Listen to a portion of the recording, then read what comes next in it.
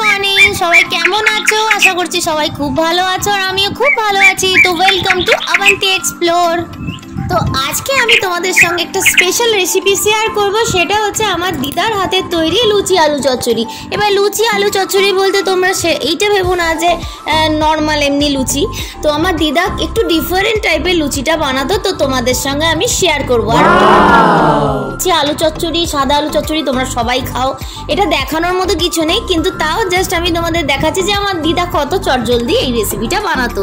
তো সাদা আলু চচ্চড়ি বানানোর জন্য আমি সাদা তেল প্রথমে কড়াইতে দিয়ে দিলাম, ওর মধ্যে দিয়ে দিলাম একটু কালো জিরে ফোড়ন, একটু কাঁচা লঙ্কা ফোড়ন আর টুকরো করে কেটে রাখা আলু, আর এর মধ্যে দিয়ে দিলাম নুন আর চিনি। তো তোমরা সবাই জানো নিশ্চয়ই সাদা আলু চচ্চড়িতে হলুদ পড়ে না, তো ওই জন্য আমি হলুদ দিইনি, জাস্ট জল দিয়ে দিলাম, দিয়ে এটা 10 মিনিটে এই তরকারিটা রেডি হয়ে যায়। তো এটা তো তোমাদের আর আমাদের টিফিনে প্রায়ই আমাদের মায়েরা দিত লুচির সাথে, তো এইটা দেখানোর মতো কিছুই নেই। তো আমি এবার বানিয়ে নিচ্ছি দিদার হাতে স্পেশাল লুচিটা। তো লুচি করার জন্য আমি প্রথমে একটু ময়দা নিয়ে নিলাম, ময়দার মধ্যে আমি কিছু কিছু জিনিস এর মধ্যে দেবো, তো তোমরা দেখতে থাকো পুরো রেসিপিটা, স্কিপ করো না।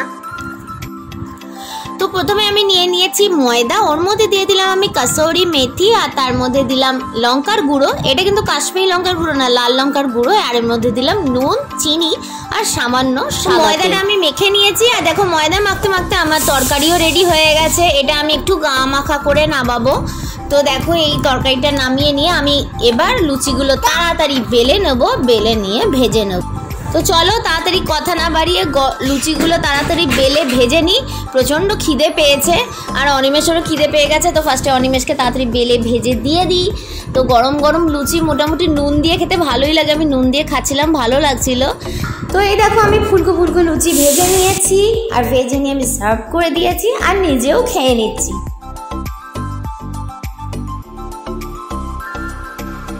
তো আমার দিদা খুব রেগে যেত লুচি না ফুললে, তো ওই জন্য লুচি প্রতিটা ফোলা তো চাই, তো আমার মাও রেগে যেত, আমার মাও খুব সুন্দর রান্না করে।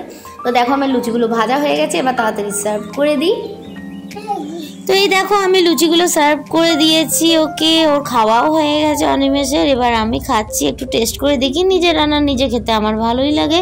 তো তোমাদের এই রেসিপিটা কেমন লাগলো, আমার দিদার হাতে স্পেশাল লুচি, অবশ্যই আমাকে কমেন্টসে জানিও, আর যদি ভালো লাগে লাইক শেয়ার সাবস্ক্রাইব করতে ভুলো না। তো তোমাদের সঙ্গে দেখা হবে নেক্সট ভিডিওতে। Good bye.